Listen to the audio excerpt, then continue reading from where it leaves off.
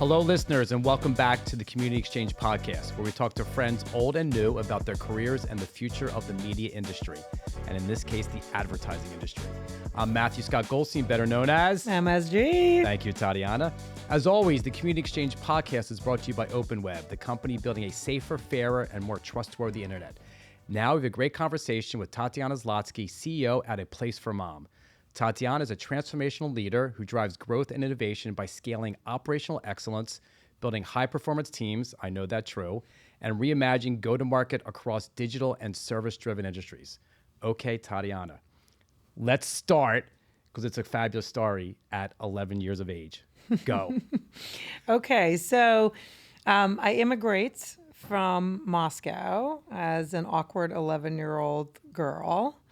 And an only child and only grandchild. So we move on, we fly in an airplane into JFK, and it's my parents, my grandparents who are in their 60s at the time, my great-grandmother who's 92, and our dog and cat, which my parents were not going to leave without. And so that in itself is just a crazy story. Go ahead. It was crazy. We were refugees as Jews leaving the country. What year was this? 1992, so right after the wall had come down. I didn't know I was Jewish, which I found out when we moved in Russia. here. You know you were Jewish. Correct. Okay. Yep. And so we sort of show up in the country and really start over across all areas. And, I think that experience shapes so much of sort of what I end up doing later in life. And do you look back and be like, oh my God, parents and grandparents, I can't believe you did that? I can't believe they did it, and so much of what drives me is to sort of fulfill that legacy, because really the reason they left was because of me. They knew that their life here would be harder. Well, you made them proud, as we'll get to. Go ahead. Thank you. And so, I went to school, I learned the language, and eventually went to Rutgers University, and I majored in math. Can you still speak Russian? Of course, even boys speak Russian. Of course. You majored in math. In math, because my grandmother was the chief economist for natural resources for USSR. For 20 years, and so there was only There's some one good path. genes in this family. I guess so. And so she was like, "You're doing math because that's just what you do." And so I'm like Calc 4 or 5, and I'm miserable. Were you good at it, miserable. though? I was okay at it. Yeah, I was fine. But I'm like, what am I going to do with this? I don't want to teach math. Like, what am I going to do with this? And so I start kind of figuring out what other kids are, interested in, and I find my way to marketing. At Rutgers. At Rutgers. They actually have an undergraduate business program that you can apply to, your second year. And I get into the program, and I come home and tell my parents, and they're devastated because they're like, marketing in Russia was a terrible role because you would be selling goods that were either not good for consumers, they were bad for people on behalf of the government. Well, the United States is exactly 180. What marketing is how powerful it is. Yeah. Exactly. And so they had this horrific view of marketing, of like pushing terrible goods to the public. And of course, I tried to convince them that was not the case. But you stuck with it. And I stuck with it, and I really loved it, and it's really shaped my career. I love the consumer. I love the insights, the combination of So you found your place early. Yeah. So that was kind of the beginning. I have a great record of going into roles at the worst possible times. I graduated school during one recession. I moved into another job during another recession. So I graduated after 9/11, and it was really quite tough to find a job. And so my first role was in an engineering company, actually, in Emerson Electric. Doing marketing. Quasi math. Okay. I would say I was doing more math still than marketing. There was an engineering company. I was their first marketing hire. I was the first female hire outside of the admins at the time. And it was really interesting to kind of find my way and try to apply what I learned in school in a company that wanted to understand their customers more and knew that they needed to embrace marketing, but really wasn't sure how. And it's the recurring theme about knowing the customers more. Yes. Which we're going to, okay, go. Yeah, no, absolutely. And so, that was the early years of my career. And then when did you get the big job at American Express? Go jump to that. Yeah, so I started at American Express right after we were still like recovering from the financial crisis. So it was 2010. And I joined the small business division specifically, which had a large focus around helping small businesses get access to capital once again. It was very difficult. And my president at the time, Susan Sabat, who I know you know as well, was incredibly inspiring. She was one of the most customer-centric leaders I ever worked for. And she became very upset by the fact that many of her favorite stores, small businesses, were going out of business on main streets. And so she brought the brightest minds together, and the idea of Small Business Saturday was born. And so that was the first project. I don't know if you knew that. Yeah, that was the first project I worked on at American Express, which was, of course, such a high. And American Express is the heritage of one of the greatest marketing companies. Absolutely. Generations, right? I would just say leadership and developing talent across many different areas, but primarily marketing, yeah. Okay. And so I get called into a meeting like 2 weeks in the role, and they're saying, we're launching Small Business Saturday. It's this, it's going to be this huge initiative, and we're going to provide $25 on all of our cards for consumers to shop in small businesses on Main Street. And it was just the most exciting thing I worked on. We did a partnership with Facebook early, I mean, 2010, we were like one of the first large customers to work with them. And we advertised the event, and it was just such a huge success, as you know. I mean, it really just changed so much about how people viewed the small business industry. We brought awareness to how critical they were to the economy, which I think people don't talk about. I think we realize often. it today, but back then I don't think we did. We didn't talk about it back then, right? We didn't talk about a lot of stuff back then. Right, exactly. And I think Amex did a really wonderful job saying, it's yes, you love your small businesses because you want to buy whatever your favorite candle there, but they contribute to our GDP in a huge way, and it's a really important part of our economy. And so that was fantastic.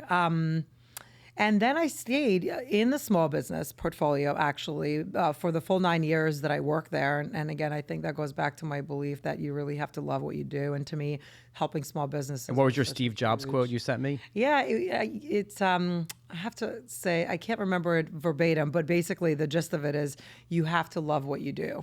Like, you have to love your job. Otherwise, you can't work on it as hard as one should. It's like producer Andrew. Like, I love these podcasts, and it's like it just makes it so much more interesting when you love something. It's correct. Yeah, because look, in the end of the day, if you want to be successful at anything, you have to make sacrifices, and it takes incredible hard work. And so, if you don't like what you're doing, I just thought he was inspiring at the time. I mean, he's always inspiring still, and he came out with that quote, and I just said, wow, I really am motivated by helping small businesses, and this is the area I want to stay. And so I stayed there for a long time. I worked across product and marketing and digital innovation, and we really went through transformation, which where you and I met. And and by the way, when you and I met, and you hired me to help you at American Express, it was one of the fundamental things that changed my career, my trajectory. Oh, you said that when you reached out. Tell me why. Well, it was the aura of working with a marketer that I think gave me more credibility in the ecosystem. And some of the exercises we did were so fabulous that I just felt special. I felt valued, and you were one of the best people I've ever worked with. Oh, thank you. And normally I don't speak in these podcasts, but I have to get this out, and I won't cry. But I remember sitting in your office at the tower, talking to you about what was going on, and I was talking about my daughter. And you just were the nicest, sweetest person. And I remember that forever. Okay, let's move on. I remember that conversation. I'm so glad to hear that she's doing so well now. Yeah. It's wonderful. Okay, so American Express. Yeah, and so American Express, But it's not easy to leave American Express, right? Well, no, and especially, I really loved my job. What we worked on, I think, is worth noting because the challenge for American Express at the time was to really transform digitally, right? So when I joined on the customer marketing side, not the acquisition, but on the customer, the majority of the marketing was done through phone and through direct mail. And certainly prospect acquisition was very, very heavy on direct mail. And so part of my charter was to really help the company embrace the digital ecosystem, hire external digital talent that actually had this expertise. I built a design team in American Express for the first time, an internal design team. We were using so many agencies, as you recall. I mean, So many. They didn't, they couldn't even agree on half the things amongst themselves. And look where the agencies are now. Different conversation. Right. It's but I think at the time everyone was relying on agencies, right? And so the work that you and I did together was really figuring out what would be the future ecosystem for American Express that needed to be built internally. I remember looking at Facebook, looking at Yes. ESP analysis.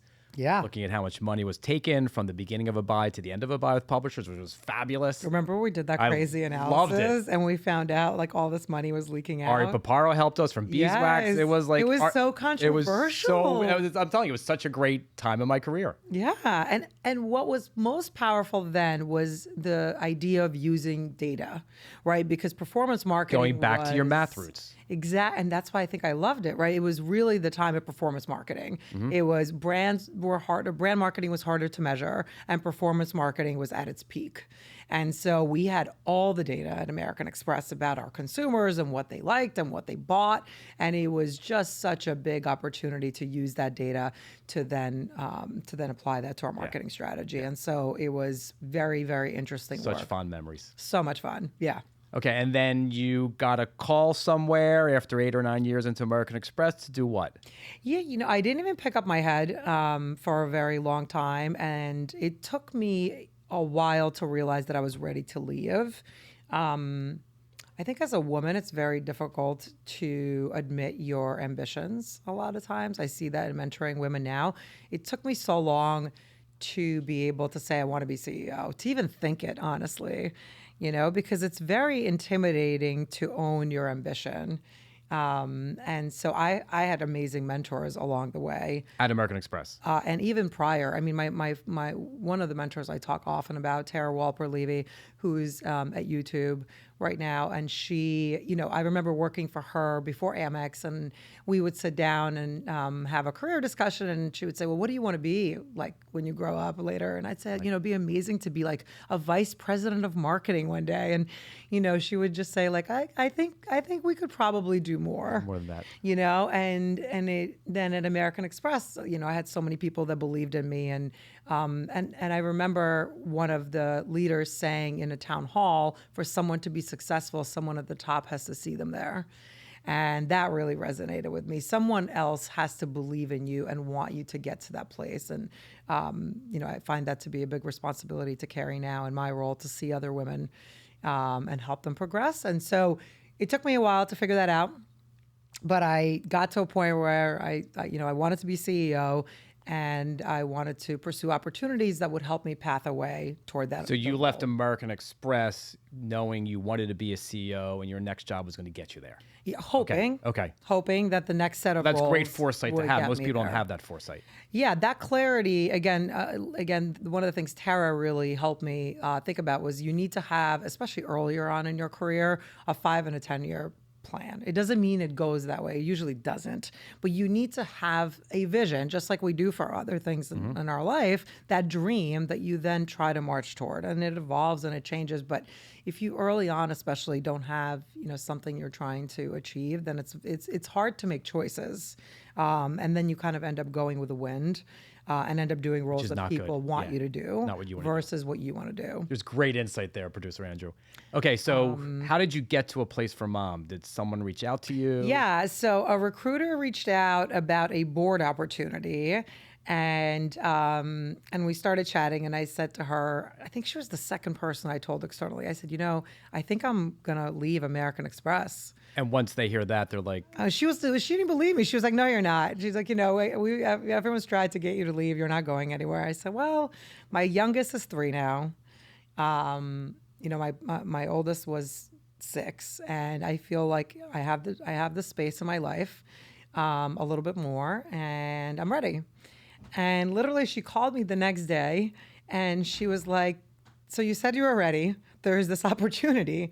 And this is what she tells me. It's a company that is located in Seattle. okay, I remember this. And, they have to basically redo everything. And the CEO wants to meet with you next week. And I was like, this sounds crazy, Lindsay. Like, what are you talking about? I cannot commute to Seattle. And then she says it's senior living, which, I'll go back to why I ended up selecting it, but it's not an easy industry to focus on. And so long to short, I ended up resigning 3 weeks after that breakfast with Larry. Larry's the current CEO. Larry was my CEO, Okay. and I succeeded him into this role, Okay. but we worked together for, over 5 years, and it went very fast after that. And then what made you take the role? Yeah, so And the role was going to be to run. I was CMO. Okay. I joined as CMO and head of operations, which there's a funny story there too. I joined for several reasons. One, the mission really resonated. Going back to my immigration experience, as my grandparents aged into their 70s, and God bless them, they lived till 94 and 95 respectively. Wow. We lost my grandfather 2 months ago. So they had a really Right. good life here. I felt so passionate about caregiving because my mom and I were the caregivers to them, and they had, probably north of 20 procedures and surgeries over that time frame, tons of falls, You and your health mom issues, took and my care of mom them and 'cause I were there. And they brought you here, so you felt like. Of course. Wow. Of course. So all the endless doctor's appointments, and what I saw through that time was how little the world cared about seniors, and how the options were insufficient. And you had to often choose between a rock and a hard place, and I had a strong desire to fix it. And so the company's mission around helping caregivers find better solutions and make more confident choices when it comes to their senior loved ones was a really huge part, going back to the Steve Jobs quote, loving what you do, Yep. was a huge part of it. The second part was, I thought Larry was brilliant. He had worked at American Express way before I had gotten there. Okay. But his reputation was that he was extremely direct. He was extremely smart.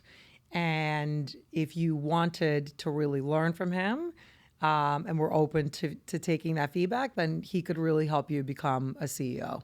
Which is what you wanted to do in Which your is 5 what to I 10 year wanted to plan. do. Okay. And so that was another important part of it. And then he also had a reputation for hiring great people. So I knew that the team I would be surrounded with would also be excellent. So tell me, as CMO, you were running all the marketing and advertising Yep. for A Place for Mom. What was that like, that it was all yours to do and it was your...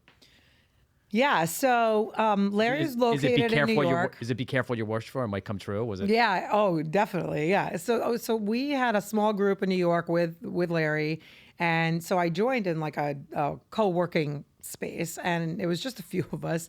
And then in the end of the week, I was flying to meet the marketing team, which was located in Seattle. And so I arrive in Seattle, and A Place for Mom is in one of the most beautiful towers in all of Seattle. And I get upstairs, it's like the 42nd floor or something. And I'm like, oh, I must not be in the right place. Like A Place for Mom is a small company. And no, it wasn't.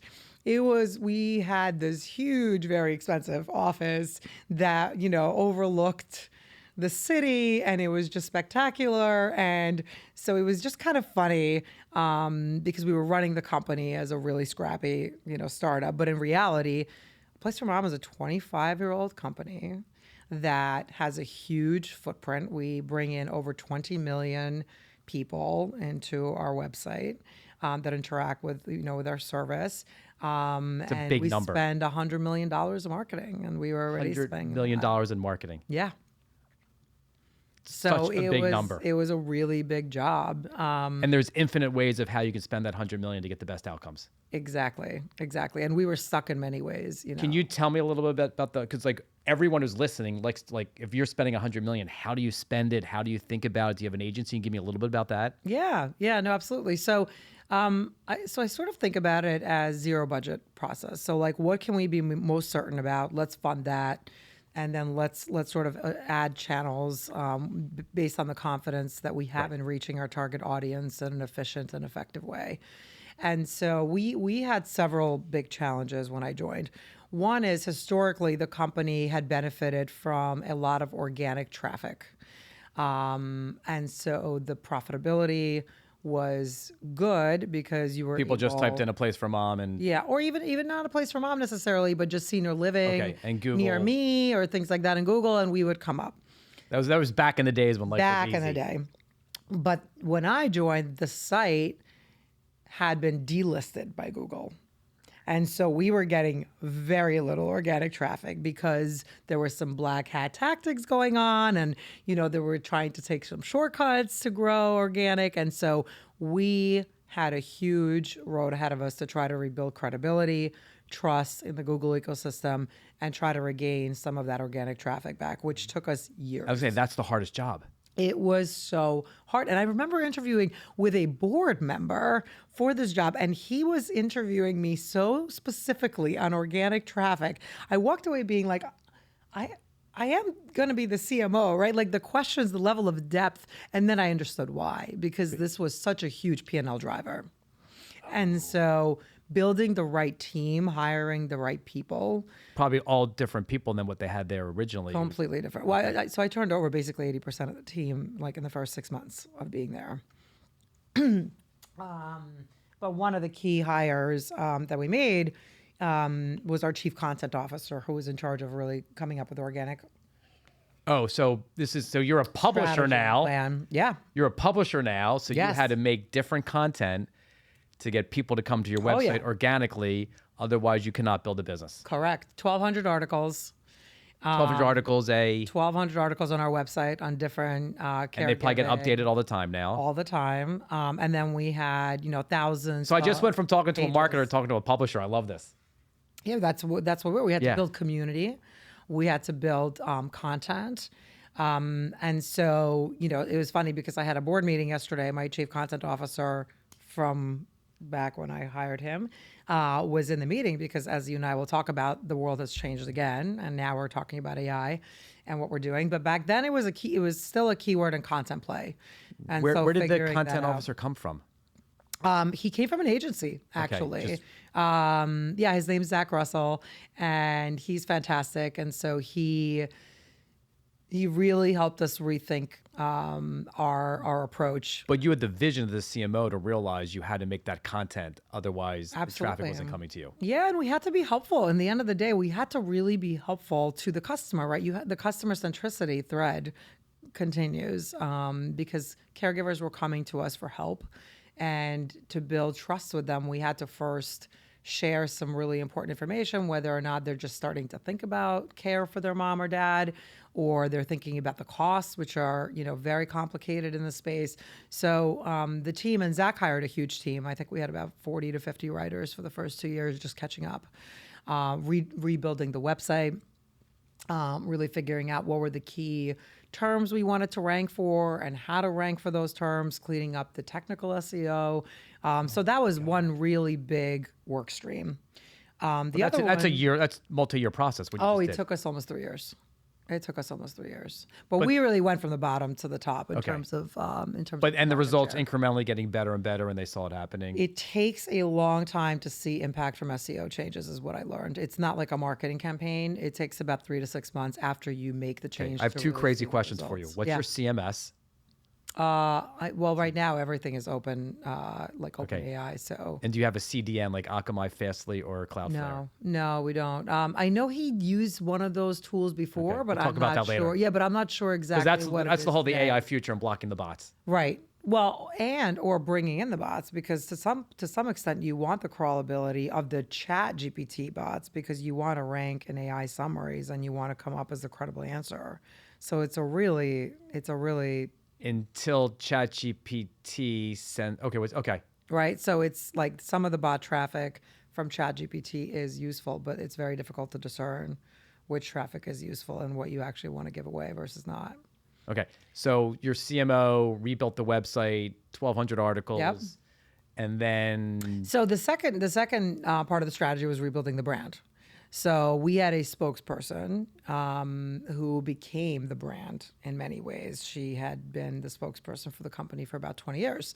And she had a great story because she had placed her mom into a facility near her home, and it ended up being the wrong facility for her mom for a variety of reasons. And then she used our service to move mom into a better facility. So it was a great story, but a story that had run its course. Okay. And the challenge for us was a place for mom was backdrop to the spokesperson. And so Which is not good long term. which was not good. No. And so we really had to figure out what we would stand for. And there was So a then lot you had to of rebrand the confusion. entire company. Yeah, and we didn't even agree internally at that time of who we were, what was our mission, and what was our vision. And so part of the clarity came from understanding our target audience. So some of the ads, even with the spokesperson, focused on the seniors themselves having what I would describe as unrealistic experiences in assisted living facilities, such as splashing in a swimming pool with their grandchild. Having visited, hundreds of facilities at this point, that's not really a thing. And what we found is our key customer is actually the caregiver, which hindsight 2020, that's obvious, but we did not realize that at the time. It's me and my wife trying to take care of my parents right now. Exactly. And so, there's an alarming caregiving report that just came out from AARP earlier this month that really points to the crisis of the caregiving experience. The number of caregivers is skyrocketing as seniors continue to age. Over 60% are women, and what's happening in their personal life, is nothing short of a crisis, truly. Especially in the United States versus other countries. Yeah. So understanding that the caregiver was our key target was a huge step. And again, data research. But even that itself is a huge decision. Yeah, it was a huge decision, and it helped us really figure out then what do we want to be. And so we clarified our mission at the time, which was to enable caregivers to make confident decisions when it came to senior care. And then we started to build new creative. We're really focused on caregiver challenges, the anxiety, the overwhelming fear that you are not making the right decisions, paired with the love and the connection that you have to this person that you're taking care of. And what channels did you morph into to use for your marketing? Yeah, so TV was always a big part of the mix for the company, and it actually continues to be so now. I mean, now we have digital TV as well, but TV was always really effective for the company. And so we doubled down on that. We actually did more TV to tell the new story and to really unlock the new creative that we had put together. Right. But we had to augment that with social, which was not at all being utilized. And so Facebook is a huge platform for us, Meta now, because caregivers, baby boomers, women in their 50s and 60s are on Facebook. And so developing a Facebook strategy, using our first party data. Again, a complete 180 from when you first started there. Yeah, the social piece was really brand new to them. Well, the social piece, a new brand ambassador, brand ambassador, CTV, I assume, a lot. Or Yes. Not then, now more. Okay. Because it was expensive. We have a broad reach strategy in many ways because it's a product that is hard to anticipate needing. So you kind of have to tell your story in advance a little bit. And then performance marketing, paid search. So paid search. So what have you seen happen in paid search? Yeah, look, I mean, it was a search-based experience for caregivers, right? So one of the most common queries for our company was looking for senior living near me. Yeah. And so whether you're showing up in organic or paid was really important for this. And what we had that was unique is a national footprint, because we have over 15,000 providers that we work with across our network. So we're able to gain efficiency from having this national footprint. And we have, but our paid search program was incredibly under-sophisticated. And so I did bring an agency that I had worked with at American Express.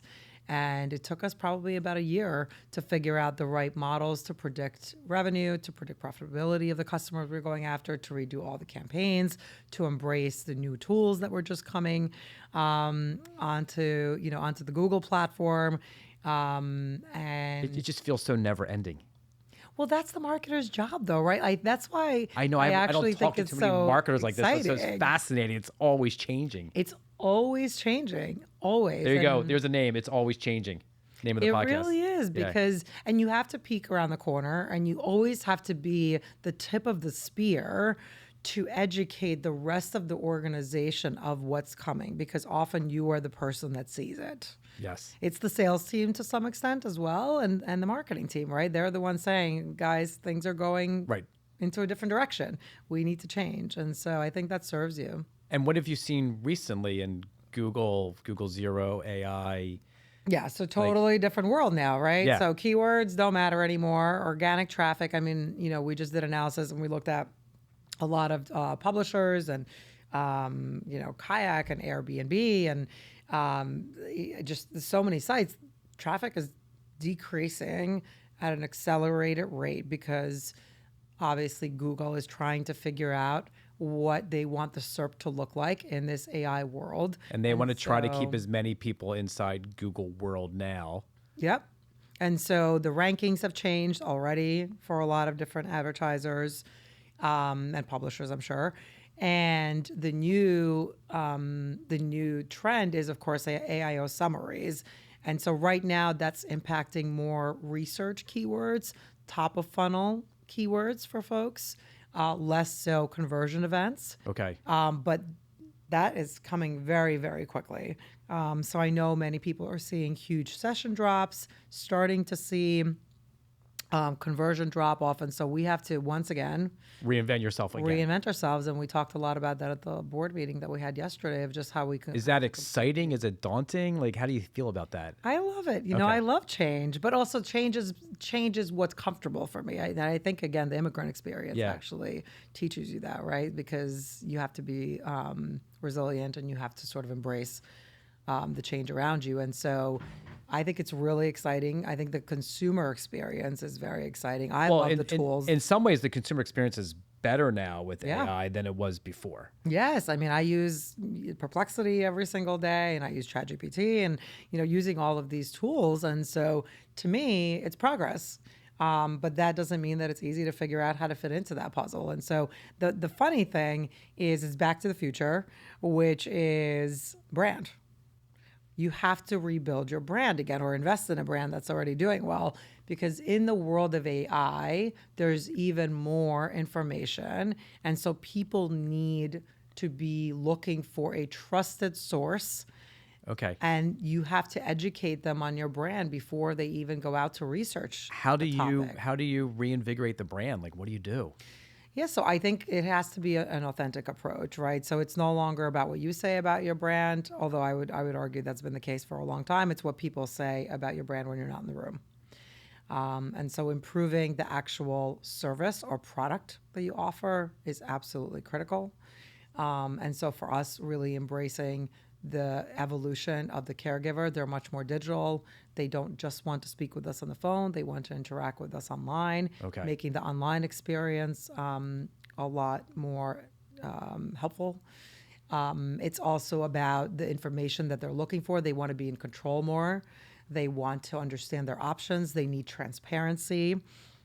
And so that's another huge. Was it used to be calling someone and now it's pretty much. Yeah. I mean, a lot of people still want to speak to an advisor because it's such a personal decision. Right. It's such an emotional decision. But we're finding more and more, taking notes on the therapy segment, mental health.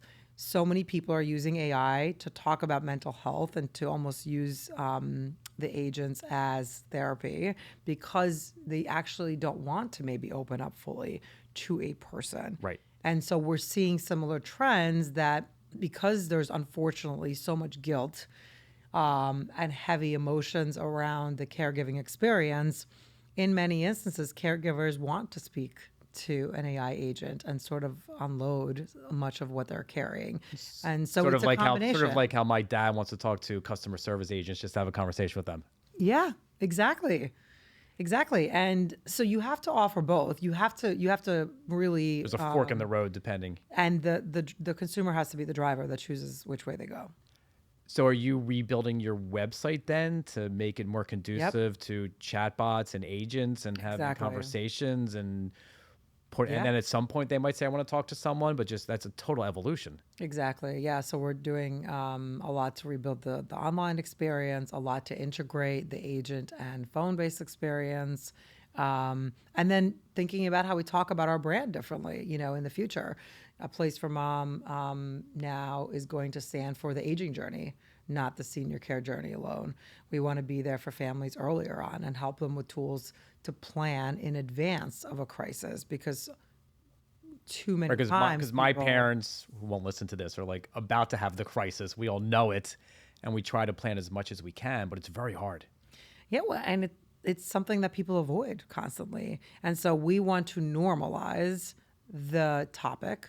We want to show up for caregivers by making this an important topic that we really lead in the industry with, to make it okay. Again, in the caregiving report, people feel alone. They feel like they have to figure this out alone. And because so many of them are women, it's like, oh, we're celebrating the hero in her doing this all alone. It's like, well, no, let's not. No, it's let's hard. not celebrate the sacrifice. Let's get her the resources that she needs, and actually make a difference.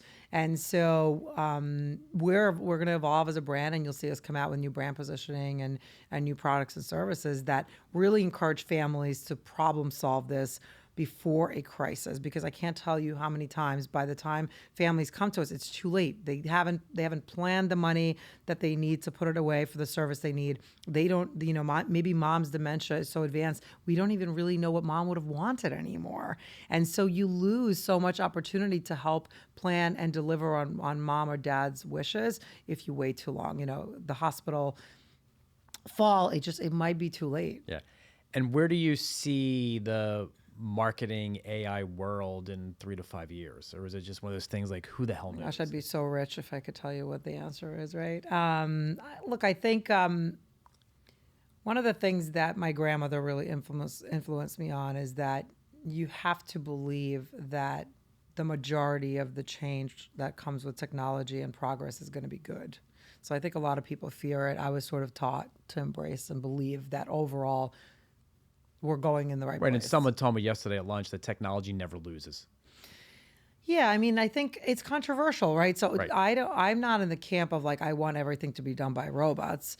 I think human connection is going to be even more important than ever. But I think there's going to be a lot of improvements to our day to day. I went through raising 2 kids while being a working mom. A lot of the things that I think AI is going to enable is going to help working parents, right? Sort of getting rid of the mundane tasks, automating some of that so that we can focus on more interesting work. At the same time, I find myself at the dinner table with my boys who are 13 and 10, and they're saying like, what we're learning in school is sort of scary, because what does it mean for when we grow up? Like, what are we going to do when we grow up? And it's a fun topic, but it's an intimidating topic. I think a lot of people are wondering what their career looks like. But I do think some of the key principles from a leadership perspective and from individual curiosity still hold, which is, instead of being afraid, become educated, understand the pros and the cons, make it your job to figure out what the new tools are. Yeah. And how do you upskill your tools so that you can help companies in the future. Because I think so many people reach a certain level in their career and they're like, okay, I'm done learning. It's like, well, learning is never done. Right. And so the key Well, it's like is me. to I'm the continue self-proclaimed growing. publisher AI czar because I'm learning of what's going on in this world. You have to. Yeah. Right. You have to. And so I think as long as we continue to stay curious and we see the change as largely positive, and we stay educated and figure out how do we embrace those consumers and what our businesses need us to do. So it makes me really understand why your background at A Place for Mom is perfect for you to have been the CEO. Yeah, there's Right. Like normally I think tech people are great to be a CEO, but you're missing the whole conversation because you know about the marketing aspects of it, the people and what's going on. It just feels like it's such a perfect match. Yeah, we're largely a marketing and a consumer company, right? So so I believe that experience served me really well in the role that I'm doing today. A couple more questions. Looking at American Express, you've been gone for what, 5 years? 6. 6 years. What do you think they're doing? Do you keep them in the side and say, wow, they should be doing this? Like, what do you think about all that? I will always root for American Express. I still sort of, give someone a side look when I see other cards being pulled out at the dinner table. I really believe American Express is an incredible brand. One of the leaders when I was there said that when you work there, you get to walk through a marble hallway, and if you're lucky, etch your initials into the walls. And so I believe we focus on the customer and what's best for the customer. I believe that the products and services that American Express continues to offer are cutting edge. And I look back at my time there as incredibly valuable, and the network of people that I stay in touch with as a result of spending those 9 years is unbelievable. And people forget about that, about the network from where you go, how important that is for your future. Yeah, I mean, last night I was at dinner with someone that I worked with at American Express. There's probably not a single week that goes by when I don't speak to someone that I work with. And by the way, after my non-solicit expired, I had probably 10 to 20 people join the team at A Place for Mom from American Express, because we built such deep relationships, and staying in touch with folks has been really amazing. And to see what they're doing. A lot of them are doing really, really interesting things. But it makes you feel so good, though, seeing them do all these great things in their careers. And being able to just pick up the phone and say, hey, I need help with this. You were in charge of the partnerships business. I'm trying to strike up a partnership. What advice do you have? I have a couple more questions. Yeah. So you have a 5 and 10 year plan. Now that you're CEO, what's your 5 and 10 year plan? Yeah. Take over the world? I don't think that's it. But look, I love my job. I love being CEO, and so I'm really excited to sort of serve in the role. This company has a huge role to play in helping people in the future, and especially as the population ages across the United States. Yes, and so I'm very committed and very excited to stay in this role and to continue making our service more valuable. And when the right time comes, I think I'm going to look for another opportunity for a company that I can really be passionate about, whether that's helping seniors, women, our education system, something that I can really get up and be excited about every single day. Okay, one more question. What are your favorite hobbies? Do you have any time for hobbies? Yeah, the kids take up a lot of time. They're still young, and so spending a lot of time with them. So we end up doing the things that they love doing. So we love to bike as a family. They spend a lot of time outside and with sports. So attending their sporting events and kind of hanging out with them. On a personal level, I love yoga. I think, as you know, we've talked about yoga. I love yoga. It's my favorite thing, especially as you get older. Yeah, it's really, so I always try to catch a yoga class whenever I get an opportunity. And I love the water. So scuba diving, swimming, anything related to the water. My mom was a marine biologist. And so my son, my oldest, kind of seems to be really interested in the ocean. He did a big ocean cleanup for a school project recently, and so he loves to spend time in the water, and so we do a lot of water activities as well. Okay, and I think you need a Place for Mom podcast. Oh, tell me more. Well, I think you need to talk. I'm all about the financial remuneration of getting older, and I think you just need to have those conversations. And someone nice instead of the people who talk and yell at you and just try to help you plan for these things. Well, we've got Libby from Avenue Z here, who is our PR partner recently, and so maybe it's something we should talk about. Tatyana, thank you so much. I haven't seen you in thank you. 3 or 4 years, probably COVID. Brings me so much joy. You made such a fundamental change in my life, and I'm so happy to see your amazing success at A Place for Mom. Thank Professor you. Professor. Producer Andrew, thank you very much. Great conversation. Have a good day. Thank you.